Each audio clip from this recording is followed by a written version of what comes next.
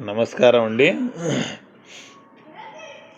మార్గనే Margaret Nobel ఐర్లాండ్కు చెందిన యువతి స్వామి వివేకానంద ఆధ్యాత్మిక ప్రభావానికి లోనై తమ దేశం నుండి భారతదేశానికి వచ్చి ఇక్కడ ప్రజల సేవాభావానికి ప్రదర్శించింది. ఆమెకు నివేదిత అని నామకరణం చేశారు.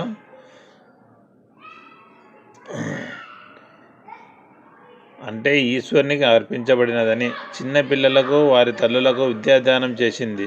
ప్లేగు, క్షామం, వరదలు ప్రజా జీవనాన్ని అస్తవ్యస్తం చేసినప్పుడు కరుణ నిండిన సేవామూర్తిగా అందరి మన్నలు పొందిన త్యాగ సేవా భావాలకు నివేదిత మరణం లేని ప్రతీకమండి.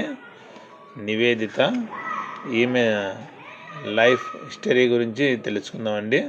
మన భారతదేశానికి సేవ చేసిన వాళ్ళలో ఈమె కూడా ఒకరు. మన దేశం క్లిష్టమైన పరిస్థితుల్లో ఊగిసలాడుతున్న సమయం అది. ఆ సమయంలో పశ్చిమ దేశాల నుండి సేవాభావం ఉన్న వాళ్ళు సహాయం చేసేందుకు ఇక్కడికి వచ్చారు. వారిలో మిస్ మార్గరెట్ కూడా ఒకరు. ఆ తర్వాత ఆమె నివేదిత పేరుతో ప్రసిద్ధిగాంచింది. కష్టాల్లో ఉన్న భారతీయులకు సేవ చేయడానికి ఆమె ఐర్లాండ్ నుండి వచ్చింది. భారతదేశంలో లాగానే ఐర్లాండ్లో కూడా ఆ కాలంలో స్వతంత్ర పోరాటం సాగుతోంది.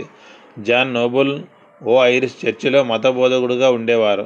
ఆయన నరనరాల్లో దేశభక్తి నిండి ఉంది. భగవంతుడు, దేశభక్తి ఈ రెండు విషయాలకి ఆయన ప్రాధాన్యత ఇచ్చేవాడు. ఆయన కుమారుడు శామ్యూల్ నోబల్ వివాహం మేరీ హ్యామిల్టన్ అనే యువతితో జరిగింది. శామ్యూల్ కూడా తండ్రిలా మత ప్రబోధకుడే.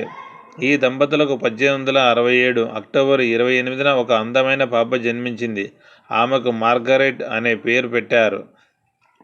పూర్వీకులకు సంబంధించిన మంచి గుణాలు మార్గరెట్కు చిన్నతనంలోనే అబ్బాయి, తాత నుండి ఆమె ధైర్య సాహసాలను, దేశభక్తి ప్రేరణను పొందింది. తండ్రి తర్వాత బీదల పట్ల జాలి, సానుభూతిని చూపడం తెలుసుకుంది.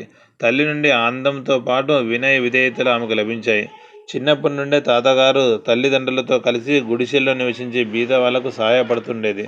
ఆ విధంగా బాల్యం నుండి ఆమెకు సేవ చేయడం అనేది ఓ విడదీయలేని బంధం అయింది. ఒకసారి ఆమె తండ్రి స్నేహితుడు వాళ్ళ ఇంటికి వచ్చారు. మార్గరెట్ వ్యక్తిత్వం పట్ల ఆయన చాలా ప్రభావితులయ్యారు. అక్కడి నుండి వెళుతూ ఆయన మార్గరెట్తో, మహోన్నతమైన భారతదేశం నన్ను ఆహ్వానించింది. నేను అక్కడికి వెళ్ళిపోతున్నాను. మార్గరెట్, మీ సేవ కూడా ఆ దేశానికి అవసరం కావచ్చు అన్నారు. ఆ మాట అన్న వ్యక్తి ఓ ప్రముఖ మత గురువు. ఆయన భారతదేశంలో ఎన్నో సంవత్సరాలుగా ఆ పని చేస్తున్నారు. చిన్నారి మార్గరెట్ హృదయంపై ఆయన మాటల ప్రభావం బాగా పడింది. ఆమె కళ్ళలో ఓ విధమైన మెరుపు మెరిసింది. మార్గరెట్ తండ్రి శామ్యూల్ చేసే పని ఎక్కువే అయినా ఆయనకు ఆదాయం చాలా తక్కువ వస్తుండేది. ఆ మొత్తంలోంచి ఆయన అవసరం ఉన్న వారికి సహాయం చేస్తుండేవారు. అతిగా పని చేయటం వల్ల ఆరోగ్యం దెబ్బతిని ఆయన అనారోగ్యం పాలయ్యారు. కేవలం 34 సంవత్సరాల వయసులోనే ఆయన మరణించారు. ఆయన విలువైన జీవితానికి తెరపడింది. చనిపోయే ముందు ఆయన భార్య మేరీని పిలిచి, మార్గరెట్కు భారతదేశం నుండి పిలుపు వస్తే అక్కడికి పంపు. తనలోని యోగ్యతను ఉపయోగించి ఎన్నో అద్భుతాలు చూపించగలదు అని అన్నారు. భర్త చనిపోయిన తర్వాత మేరీ పిల్లల్ని తీసుకుని పుట్టింటికి వెళ్ళిపోయింది. అక్కడి వాళ్ళంతా ఆమె మీద సానుభూతి ప్రదర్శించారు. చక్కటి క్రమశిక్షణలో పిల్లల్ని ఆమె పెంచసాగింది. అలా కొన్ని సంవత్సరాలు గడిచాయి. మార్గరెట్ను ఆమె చెల్లిని అమ్మమ్మ వాళ్ళు చదువు నిమిత్తం హోలీ ఫాక్స్ కాలేజీకి పంపారు. ఆ కాలేజీ హాస్టల్లో వీళ్ళిద్దరూ చేరారు. ఆ హాస్టల్ క్రమశిక్షణకు మారుపేరుగా ఉండేది. అయితే అక్క చెల్లెలు బాగా చదవడంతో అక్కడ అధ్యాపకులు సంతృప్తి చెందారు. వీళ్ళను బాగా ఆదరించేవారు. మార్గరెట్కు సంగీతము, చిత్రలేఖనం అంటే బాగా ఇష్టం. జీవశాస్త్రం మీద ఎక్కువ మనసు లగ్నం చేసేది. 1884వ సంవత్సరం వచ్చేసరికి మార్గరెట్ 17 సంవత్సరాల యువతిగా ఎదిగింది.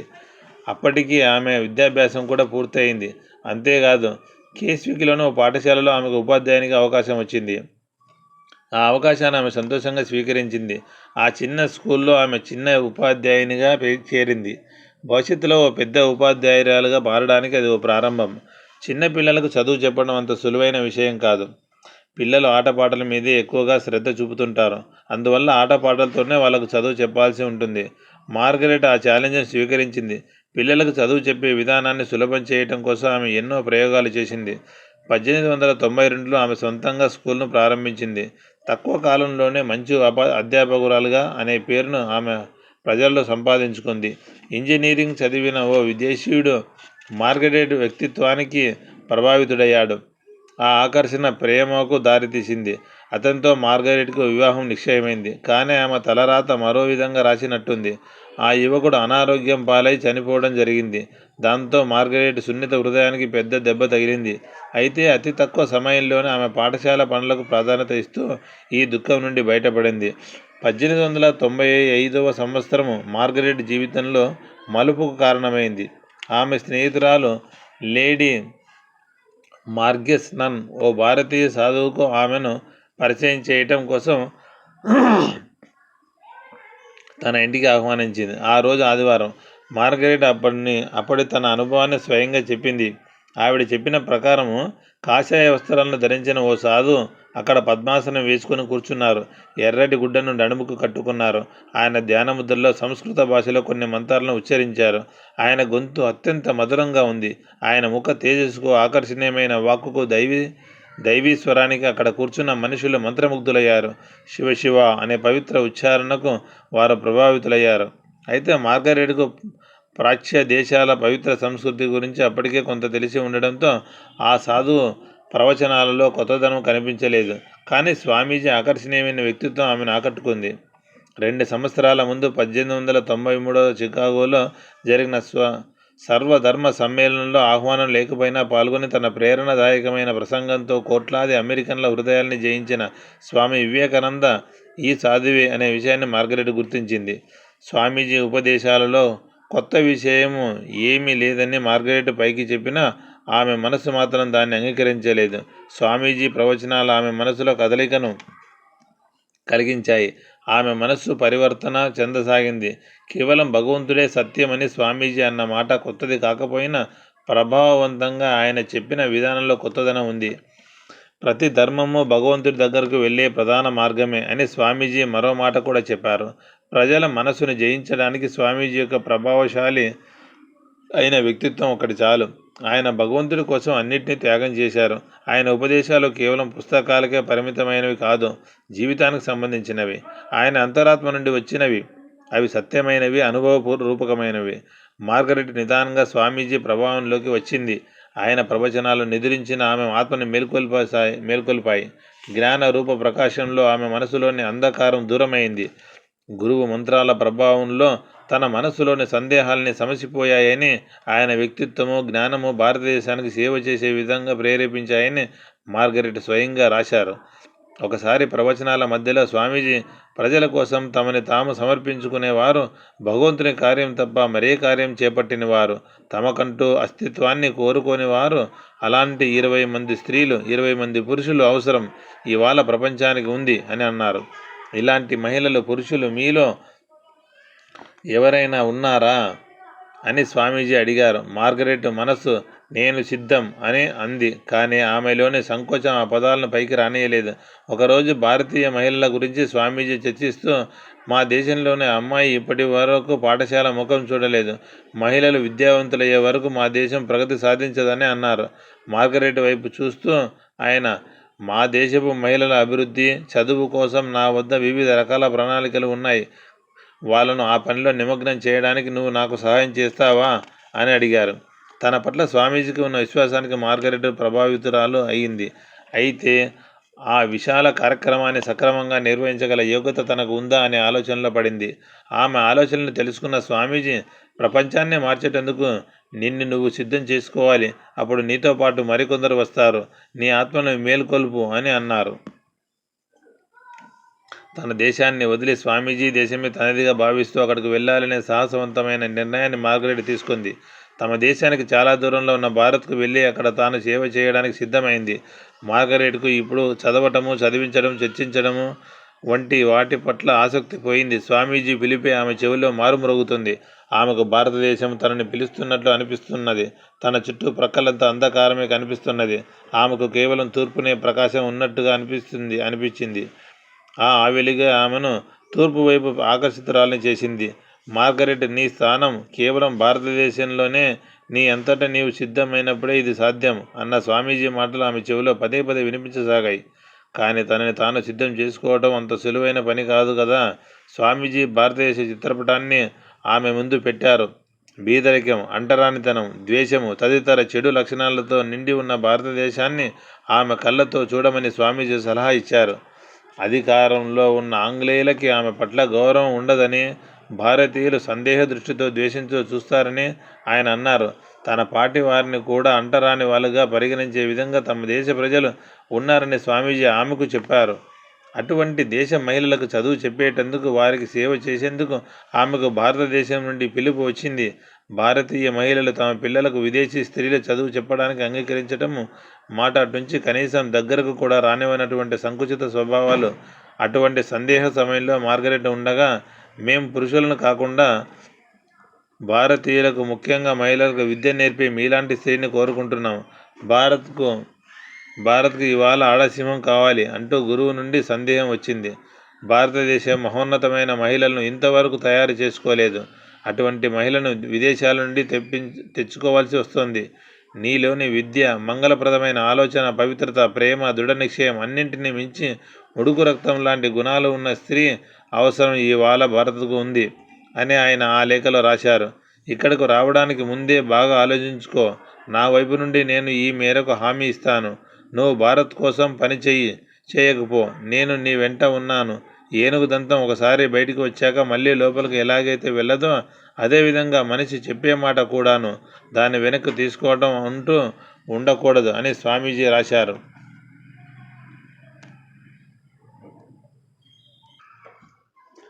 మార్గరెట్ వస్తున్న ఓడ భారతదేశంలోని కలకత్తా నౌకాశ్రయానికి 1898 జనవరి 28న చేరింది. ఆమెకు మనసారా స్వాగతం పలికేందుకు స్వామి వివేకానంద స్వయంగా అక్కడికి వెళ్లారు. మార్గరెట్ తన మృదుల స్వభావంతో అతి తక్కువ రోజుల్లోనే కలకత్తా ప్రజల్లో కలిసిపోయింది. అదే ఆమె కర్మభూమి అయింది.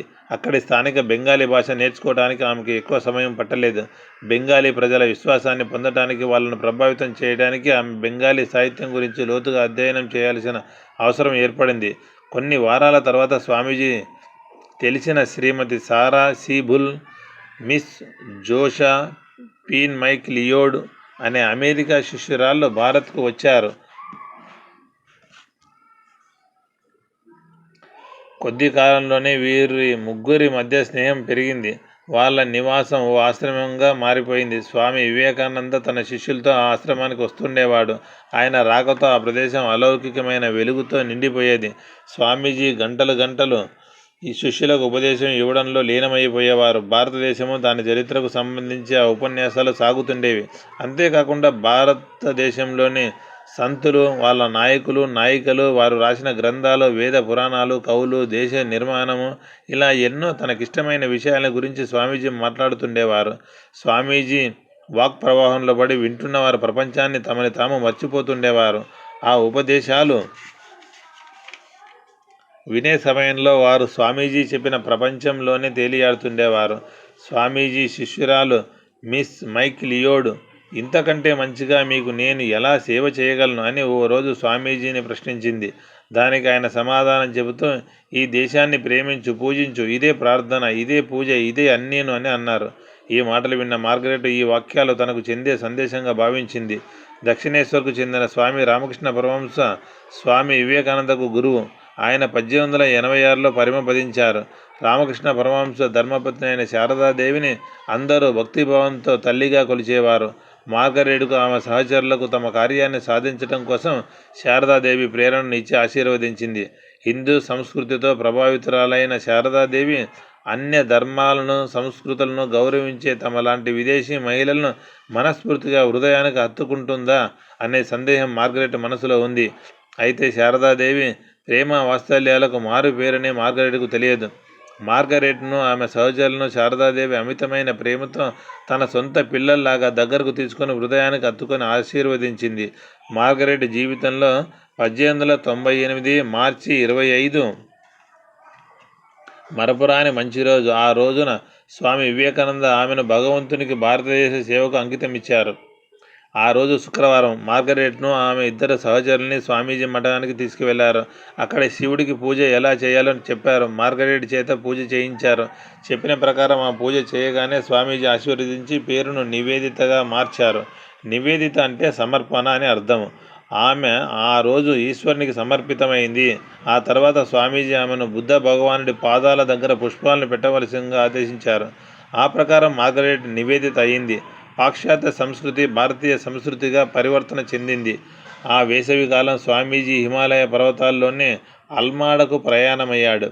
ఆయనతో పాటుగా నివేదిత మరికొందరు శిష్యులు ఉన్నారు. యాత్రా సమయంలో కూడా వాళ్ళ బృందం ఓ గురుకులంగా అనిపించేది. ఎందుకంటే దారి పొడుగునా కూడా స్వామీజీ తన శిష్యులకు ఉపదేశం ఇస్తూనే ఉండేవారు. 1898 నవంబర్ 13న ఓ చిన్న గుడిసెను అద్దెకు తీసుకుని నివేదిత పాఠశాలను ప్రారంభించింది. ఆకర్షణీయమైన వ్యక్తిత్వంతో ఆమె ఆనతి కాలంలోనే ప్రసిద్ధిగాంచింది. పొడవైన తెల్లటి గౌన్లో ఆమె మరింత ఆకర్షణీయంగా కనిపించేది. ఆమె మెడలోని రుద్రాక్షమాల ఆమెలోని సాధు స్వభావాన్ని తెలియజేసేది. ప్రజలు ఆమెను ఆదరంగా చూస్తూ శ్రద్ధతో ఆమె పాదాలకు నమస్కరించేవారు. పాఠశాల అయితే ప్రారంభం అయింది, కానీ విద్యార్థులను సేకరించడం సమస్యగా నిలిచింది. నివేదిత ఇంటింటికి వెళ్ళి పిల్లలను, ప్రత్యేకించి ఆడపిల్లలను స్కూలుకు పంపవలసిందిగా ప్రజలను కోరింది. కానీ చదువుకోని భారతీయ ప్రజలకు ఆడపిల్లలను బడికి పంపడం అనే మాట నవ్వులాటగా ఉండేది, ఆశ్చర్యపరిచేది. కొందరైతే నివేదితను ఈ విషయంలో విమర్శించారు కూడా. కానీ ఆమె తన కార్యంలో నిమగ్నమై చివరికి కొంతమంది బాలికలను కూడగట్టుకుంది.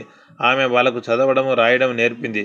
దానితో పాటుగా చిత్రకళ, శిల్పకళ, పెయింటింగు తదితర ఇతర కళల్లో కూడా పరిజ్ఞానాన్ని కలుగజేసింది. తనలోని మృదుల స్వభావం కారణంగా నివేదిత చాలా త్వరగా ప్రజల్లో కలిసిపోయింది. ఇప్పుడు ప్రజల హృదయాల్లో ఆమెకు స్థానం లభించింది. తమ ఇళ్లకు ఆమె వచ్చి వెళ్ళే అవకాశాన్ని ఇచ్చారు. వాళ్ళ మధ్యలో ఉంటూ ఆమె అనేక ఇళ్లలో ఓ సభ్యురాలుగా మారిపోయింది. ఉత్తర కలకత్తాలో ఆమె సిస్టర్ నివేదితగా ప్రాచుర్యం పొందింది. ఒక రోజున ఓ స్త్రీ సిస్టర్ నివేదిత దగ్గరకు వచ్చింది. సిస్టర్, త్వరగా నా వెంట రండి, మా ఆఖరి అబ్బాయి ఊపిరి పీల్చలేకపోతున్నాడు అంటూ కన్నీరు పెట్టుకోసాగింది.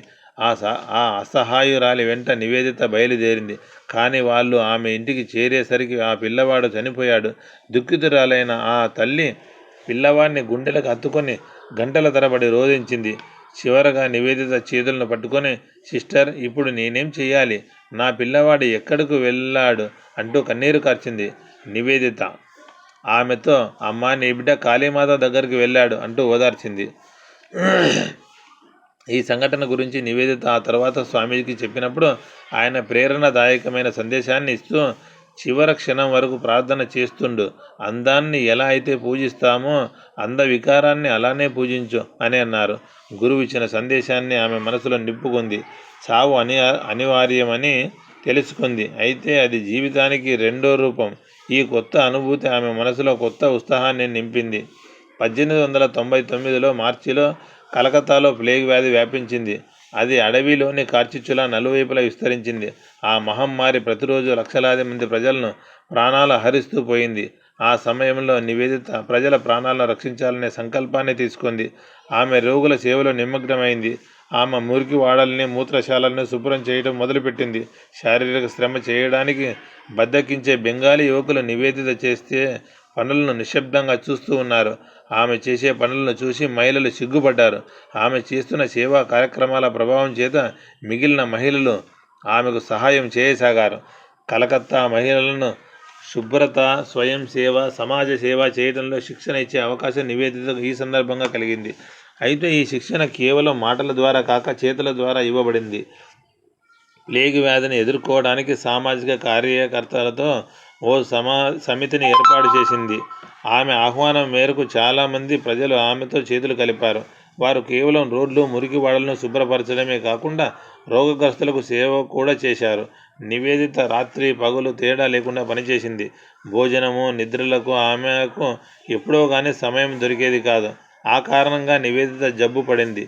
అయినా ఆమె మిగిలిన రోగులకు సేవ చేయడానికి ఇంటింటికి వెళ్ళేది. చాలామంది రోగులు ఆమె కళ్ళ ముందే ప్రాణాలు విడిచిపెట్టారు.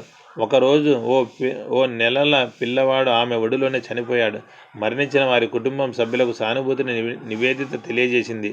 ఈ మహమ్మారిని నివారించడానికి ముందు దాదాపు 30 రోజులు ఆమె నిరంతరం సేవా కార్యక్రమంలో నిమగ్నమైంది. తన ఆరోగ్యాన్ని నిర్లక్ష్యం చేస్తూ ఆమె ఎంతోమంది రోగులకు ప్రాణదానం చేసింది. ఈ సమయంలో ఆమె కేవలం పాలు, పళ్ళనే ఆహారంగా తీసుకునేది. ఒక రోజున ఓ రోగికి మందులు కొనడం కోసం తాను త్రాగే పాలను కూడా ఆమె త్యాగం చేసి ఆ డబ్బులతో మందులు కొంది. నిధుల కొరత కారణంగా నివేదిత పాఠశాల నడపడం కష్టమైంది. విద్యార్థులు రావడమే కష్టంగా ఉన్న పాఠశాలలో ఫీజులు వసూలు చేయడం అన్న మాటే తలెత్తలేదు. పాఠశాలను నిర్వహించాలంటే పశ్చిమ దేశాల నుండి ఆర్థిక సహాయం తీసుకుంటే బాగుంటుందని నివేదిత ఆలోచించింది. ఈ విషయంలో ఆమె తన గురువు స్వామి వివేకానందను సలహా అడిగింది. గురువు నుండి ఆజ్ఞ రాగానే 1899లో ఆమె యూరోప్కు జలమార్గం ద్వారా ప్రయాణం అయింది. యూరోప్ నుండి అమెరికా వెళ్ళింది. తన చిన్న స్కూలు కోసం అతిపెద్ద మొత్తాన్ని సమకూరించాలనేది ఆమె ఉద్దేశం. అలానే కొన్ని క్రైస్తవ మిషనరీలు భారతదేశం గురించి, ఇక్కడి విభిన్న ధర్మాల గురించి అమెరికాలో అసత్యాలను, లేనిపోని మాటలను ప్రచారం చేసి ఉన్నాయి. అందువల్ల అక్కడి వ్యక్తులకు భారతదేశం గురించి, ఇక్కడి మహోన్నత సంస్కృతి గురించి తెలియక చెప్పాల్సిన అవసరం ఉందని నివేదితకు అనిపించింది. స్వామి వివేకానంద అమెరికాలో సర్వధర్మ సమ్మేళనంలో హిందూ ధర్మము, వేదాంతాల గురించి ప్రభావవంతమైన ఉపన్యాసాన్ని ఇచ్చాక కేవలం అమెరికాలోనే కాకుండా యూరప్ దేశాలలో కూడా హిందూ ధర్మాన్ని అభిమానించే వాళ్ళు పెరుగుతూ వచ్చారు. అందువలనే క్రైస్తవ ఫాదరీలు హిందూ ధర్మము గురించి అసత్యాలను ప్రచారం చేస్తూ అప్రతిష్ట పాలు చేయడానికి ప్రయత్నించసాగారు. భారతదేశంలోని బీదరికం, నిరక్షరాస్యత వంటి అవలక్షణాలను ఉదాహరిస్తూ ఈ దేశం గురించి ఎంతో చెడుగా ప్రచారం చేశారు. అయితే ఈ రకమైన ప్రచారాలు చేయటం యేసు ప్రభువు ఆదర్శాలకు విరుద్ధమైన విషయం నివేదితకు తెలుసు. అమెరికా ప్రజల్లో భారతదేశం పట్ల సరైన అవగాహన కలిగించేందుకు నివేదిత తన గురువులానే వివిధ ప్రాంతాలకు వెళ్ళింది. అక్కడ ప్రజలను సంబోధిస్తూ ప్రసంగించింది.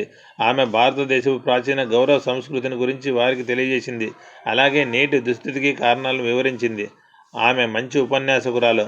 భారతదేశపు చరిత్ర, ధర్మము, సభ్యత, సంస్కృతి గురించి ఆమెకు చక్కటి అవగాహన ఉంది.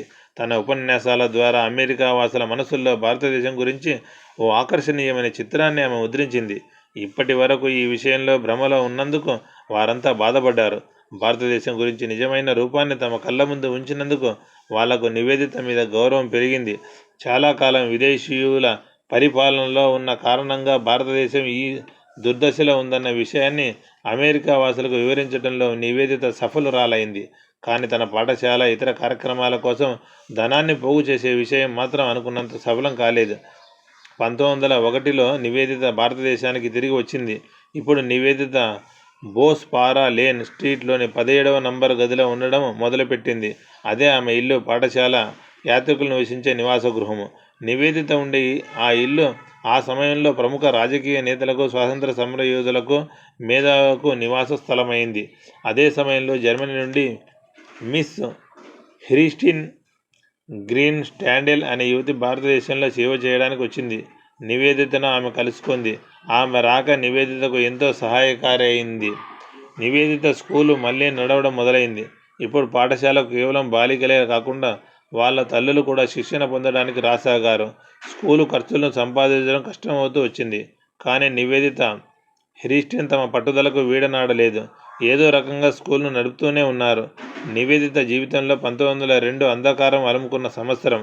ఆమె తన గురువును చూడడానికి బేలూరు మఠానికి వెళ్ళింది. అది జూన్ 19వ తేదీ. మాటల్లో స్వామీజీ, మహోన్నతమైన ఆత్మ నన్ను పిలుస్తోంది. మృత్యువును కౌగిలించుకోవడానికి నేను సిద్ధం అవుతున్నాను అన్నారు.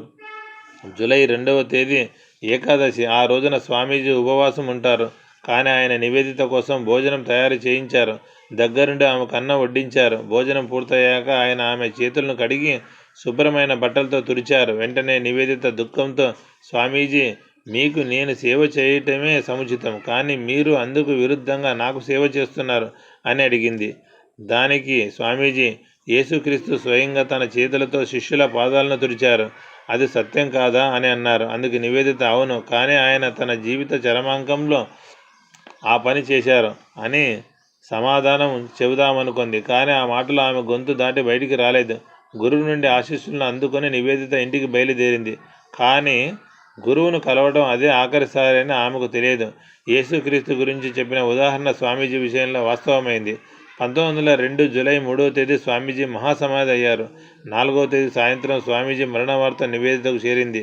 ఆమె మనసు కకావికలమైంది. వెలుగు ఒక్కసారిగా మాయమై నలువైపులా చీకట్లు వ్యాపించినట్లయింది. ఆమె మఠం వైపు పరుగు తీసింది. వెనక్కి వెక్కి వెక్కి కన్నీరు పెడుతూ తన గురువుకు శ్రద్ధాంజలి ఘటించింది. రాత్రి 2 గంటల వరకు గురువు మృతదేహం దగ్గరే కూర్చొని విసనకర్రతో విసురుతూ ఉంది. వైదిక మంత్ర పఠన మధ్య పెద్ద ఊరేగింపుగా స్వామీజీ అంతిమయాత్ర గంగా నది వైపు సాగింది. ఆ నది ఒడ్డున ఆయన మృతదేహానికి అంతిమ సంస్కారాలు జరిగాయి. జై స్వామీజీ, స్వామి వివేకానందకి జై అన్న నినాదాలు ఆకాశాన్ని తాకాయి. అంతిమ సంస్కారంలో పాల్గొన్న లక్షలాది మంది ఆ కార్యక్రమం పూర్తి కాగానే వచ్చిన దారిని వెళ్ళిపోయారు. కానీ తనను తాను మర్చిపోయిన నివేదిత మాత్రం చాలాసేపు అక్కడ ఒంటరిగా కూర్చొనే ఉంది. భారతదేశ స్వాతంత్ర్యం కోసం సంఘర్షణ చేయాలనే మరో మహాకార్యాన్ని నివేదితకు స్వామి వివేకానంద మరణానికి ముందు అప్పజెప్పారు. దాన్ని నెరవేర్చాల్సిన బాధ్యత ఆమె మీద పడింది. తన మీద విశ్వాసంతో గురువు అప్పగించిన బాధ్యతను నెరవేర్చాలని ఆమె భావించింది. ఓ శివంగిలా ఆమె సాహసంతో మైదానంలో నిలిచింది. భారత స్వాతంత్ర సాధనని జీవన కార్యంగా ఆమె స్వీకరించింది. భారతదేశము, బ్రిటన్ మిత్ర దేశాలుగా మెలగవచ్చుననే నమ్మకం తొలుత నివేదితలో ఉండేది. కానీ అదొక భ్రాంతి అనే భావన ఆమెకు ఇప్పుడు కలుగుతోంది. ఆంగ్లేయులు భారతీయుల రక్తాన్ని నిర్దాక్షిణ్యంగా పీల్చడం ఆమె చూస్తోంది. అంతేకాదు, భారతమాతను అగౌరవపరచడంలో కూడా ఆంగ్లేయులు ఏమాత్రం వెనుకాడని ఆమె గ్రహించింది. ఆమె మనసును రెండు సంఘటనలు బాగా దెబ్బతీశాయి. విశ్వవిఖ్యాత వైజ్ఞానికుడు జగదీష్ చంద్రబోసు నివేదితకు మంచి మిత్రులు. ఆయనకున్న యోగ్యత కారణంగా ఫ్రాన్స్ ఆయన్ని ఎంత గౌరవించిందో నివేదితకు తెలుసు. కానీ బ్రిటన్ ఆయనకు తగినంత గౌరవాన్ని ఇవ్వలేదు. అలానే మరో సంఘటన జరిగింది. భారత జాతీయవాది బిపిన్ చంద్రపాల్ అమెరికాలోని ఒక సభలో ప్రసంగిస్తుండగా ఓ సభ్యుడు ఆయన దగ్గరకు వచ్చి, మిస్టర్ పాల్, మొదట మీ దేశానికి స్వాతంత్రాన్ని సంపాదించండి, ఆ తర్వాత ఉపన్యాసాలు చెబుదురు కానీ అని అంటూ అవమానపరిచాడు. ఈ రెండు సంఘటనలతో నివేదిత రక్తం పొంగింది. భారతదేశానికి స్వాతంత్రం వస్తే తప్పితే ఇక్కడి ప్రజలను మనుషులుగా గుర్తించరని ఆమెకు నమ్మకం కలిగింది. తెల్లవాళ్ల మధ్య పుట్టి పెరిగిన విదేశీ స్త్రీ తన వాళ్లకు విరుద్ధంగా ఆలోచనలతోనూ, మాటలతోనూ, చేతులతోనూ యుద్ధం చేయడానికి సిద్ధపడింది. ఆమె భారతదేశాన్ని తన మాతృభూమిగా భావించింది. ఆ దేశ స్వాతంత్రమే తన జీవితంలోనే ప్రధాన లక్ష్యంగా మార్చుకుంది. ఆ పవిత్ర కార్యాన్ని సఫలం చేయడం కోసం నివేదిత తన శక్తివంతమైన మాటలు, శక్తివంతమైన కలము సహాయం తీసుకుంది. నివేదిత పేరు తెలియని వాళ్ళు ఇవాళ బెంగాల్లో ఒకటి కూడా లేదు. భారతదేశ స్వాతంత్ర సంగ్రామం కోసం ప్రజలను సమాహితం చేయడానికి ఆమె పర్యటన ప్రారంభించింది. పాట్నా, లక్నో, వారణాసి, బొంబాయి, నాగపూర్, మద్రాసు తదితర ప్రముఖ నగరాల్లో ఆమె ప్రజలను ఉద్దేశించి ప్రసంగించింది. దాంతో ఆంగ్లేయులకు బాగా కోపం వచ్చింది. కానీ ఆమెను వాళ్ళు అనసలేకపోయారు. పైగా నివేదితను కలవడానికి బ్రిటన్కు చెందిన ప్రముఖులు ఆసక్తి చూపడంతో ఆంగ్లేయులు మరింత ఇరకాటాన పడ్డారు. బ్రిటన్కు కాబోయే ప్రధానమంత్రి రేమ్స్ మెక్డొనాల్డ్, లేడీ మింటో ఆమె భర్త ఆ తర్వాత భారత్కు వైస్రాయ్ అయ్యారు. నివేదిత స్కూల్కి వచ్చి భారతీయ మహిళలకు ఆమె శిక్షణనివ్వడం గురించి బాగా అభినందించారు. నివేదిత తన పాఠశాలను జాతీయతకు కేంద్రంగా మార్చింది. బంకిం చంద్ర చటర్జీ రాసిన వందే మాతరం గీతం ఆమె స్కూల్లో ప్రార్థనా గీతం అయ్యింది. ఆవిడ ఖాదీ వస్త్రాలనే ధరించేది. అందుకోసం ఆమె ప్రతిరోజు రాట్నాన్ని ఉడికేది. ఆమెను చూసి ఆ స్కూలు పిల్లలు కూడా రాట్నాన్ని ఉడకడం ప్రారంభించారు. బెంగాలీ సాంస్కృతిక రంగంలో విప్లవాన్ని తీసుకురావడం కూడా నివేదితకి చెందింది. భారతీయ సంస్కృతిని, కళను వికసింపచేయకుండా పశ్చిమ దేశాల కళను అనుకరించడమే గొప్పగా కళాకారులు అప్పట్లో భావించారు. వాళ్ళను మానసిక బానిసత్వం నుండి నివేదిత బయటకు తీసుకొచ్చింది. భారతీయతను తమదిగా భావించేలా ప్రేరణ కలిగించింది. పేరు ప్రఖ్యాతులు ఉన్న కళాకారుల్ని ఆమె ప్రోత్సహించింది. అంతేకాకుండా వాళ్ళకు ఆర్థికంగా సహాయం చేసి భారతదేశంలోని నలుమూలలా ఉన్న అజంతా, ఎల్లోరా తదితర ఇతర కళా కేంద్రాలని దర్శించడానికి సహాయపడింది. ఆ ప్రాచీన భారతీయ కళ నుండి స్ఫూర్తి పొందడానికి కృషి చేసింది. ఈ కళాకారుల్లో రవీంద్రనాథ్ ఠాగూర్, నందలాల్ బోసు, ఆసిల్ హల్దర్ తదితరులు ఉన్నారు. ప్రభావవంతమైన నివేదిత ప్రయత్నం కారణంగా బెంగాలీ కళ వికసించాయి. నివేదిత భారతీయుల్లో జాతీయతను జాగృతపరచడానికి ఎన్నో పుస్తకాలను రచించింది. వాటి ద్వారా వేదాలు, పురాణాల గొప్పతనాన్ని ప్రజలకు తెలియజెప్పింది. భారతదేశంలోని విభిన్న జాతుల శిల్పకళల్లో ఏకత ఉందన్న విషయాన్ని ఆమె ప్రజలకు చెప్పడానికి తీవ్రంగా కృషి చేసింది.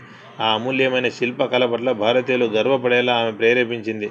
నివేదిత తన సమయాన్ని రాజకీయ నేతలను కలవడానికి లేదా స్వాతంత్ర్యం కోసం ఆందోళన చేయడానికి, బహిరంగ సభలకు, పుస్తకాలు, లేఖలు రాయడానికి వెచ్చించసాగింది. ఆమెకు సహకారాన్ని అందించి సమర్థిస్తూ అభినందించే వారి సంఖ్య పెరుగుతూ వచ్చింది. మాతా శారదాదేవి ప్రేరణకు నివేదిత ఓ సజీవ ఉదాహరణగా నిలిచింది. అలానే రవీంద్రనాథ్ ఠాగూర్, గోపాలకృష్ణ గోఖలే, రమేష్ చంద్ర దత్, బిపిన్ చంద్రపాల్, అరవింద్ ఘోష్ వంటి రాజకీయ నేతలకు ఆమె ఓ మార్గదర్శిగా, గొప్ప స్నేహితురాలుగా అయింది. అదే రాష్ట్రానికి చెందిన యువతకు నివేదిత ఓ ఆదర్శంగా నిలిచింది. భారతదేశానికి చెందిన అగ్ర రాజకీయ నేతలు బాలగంగాధర తిలక్, మహాత్మా గాంధీ ఆమె దగ్గరకు వచ్చి ఆమె పట్ల ఆదరణను వ్యక్తం చేసేవారు. నివేదిత ఎప్పుడు సేవా కార్యక్రమాల్లో నిమగ్నమై ఉండేది. ఆమె ప్రతి క్షణము ప్రజల గురించి ఆలోచిస్తుండేది. విశ్రాంతి అంటే ఏమిటో ఆవిడకు తెలియదు. 1905వ సంవత్సరంలో ఆమె అనారోగ్యానికి గురైంది. ఆమె సహచరులు, ప్రత్యేకించి రామకృష్ణ ఆశ్రమంలోని సాధువులు ఆమెకు సేవ చేశారు. కొద్ది రోజులకు ఆమె కోలుకుంది. కానీ విశ్రాంతి మాత్రం లభించలేదు. అదే సమయంలో ఆంగ్లేయులు బెంగాల్ని విభజించారు. దానికి వ్యతిరేకంగా ఆందోళన మొదలైంది. ఆ ఆందోళనలో నివేదిత స్వయంగా పాల్గొంది. ఆ తర్వాత సంవత్సరం తూర్పు బెంగాల్లో పెద్ద ఎత్తున వరదలు వచ్చాయి. కరువు తర్వాత మళ్ళీ అటువంటి పరిస్థితే వచ్చింది. కాలినడకన మైళ్ళ దూరం నివేదిత నడిచింది. గ్రామాలకు వెళ్ళి కరువు, వరద బాధితులకు సహాయం అందించసాగింది. బాధితులను అందుకునేందుకు సేవాభావం ఉన్న బెంగాలీ యువకుల సహాయాన్ని కూడా నివేదిత తీసుకుంది. ఆవిడ ఆరోగ్యం మరింత దెబ్బతినసాగింది. కానీ తన అనారోగ్యాన్ని పట్టించుకోకుండా, నిమిషమైన విశ్రాంతి తీసుకోకుండా నివేదిత సహాయ కార్యక్రమాల్లో నిమగ్నమైంది. ఆరోగ్యం పూర్తిగా పాడైపోయాక నివేదిత తన అంతిమ కోరికను తెలియజేసింది. ఆమె తన దగ్గర ఉన్న సంపద, నగదు మొదలైన వాటిని బేలూరు మఠంకు సమర్పించింది. అంతేకాకుండా తన రచనలకు సంబంధించిన కాపీరైట్ ద్వారా వచ్చు ధనాన్ని కూడా మఠకే సమర్పించాలని తెలియజేసింది. ఆ నిధితో భారతీయ మహిళలకు జాతీయ శిక్షణ ఇవ్వాలనేది ఆమె కోరిక. అక్టోబర్ 13వ తేదీ ఉదయం ఆ రోజున నివేదిత డార్జిలింగ్లో ఉంది. ఎన్నో రోజులుగా ఆకాశాన్ని కమ్ముకొని సూర్యుడి కిరణాలను సైతం తమలో దాచుకున్న నల్లటి మబ్బులు ఆ రోజు ఒక్కసారిగా తొలగిపోయాయి. ఆ ఉదయం సూర్య భగవానుడు తన సంపూర్ణ బింబంతో ఆకాశాన ప్రత్యక్షమయ్యాడు. ఆ సూర్య కిరణాలు నివేదిత గదిలోకి ప్రవేశించాయి. ఆ కిరణాల కారణంగా ఆమె కళ్ళు చెదిరాయి. తన నిమిత్తము లేకుండానే ఆమె చుక్కాని లేని నా జీవిత నౌక ఇప్పుడు మునిగిపోవాలనుకుంటోంది. కానీ నాకు ఉజ్వల భవిష్యత్తు తాలూకు వెలుతురు కనిపిస్తోంది అని అంది. అంతే. అవే సోదరి నివేదిత ఆఖరి మాటలు. అయితే నిజానికి అది ఓ మామూలు నావ కాదు, మునిగిపోయింది ఓ శక్తివంతమైన ఓడ.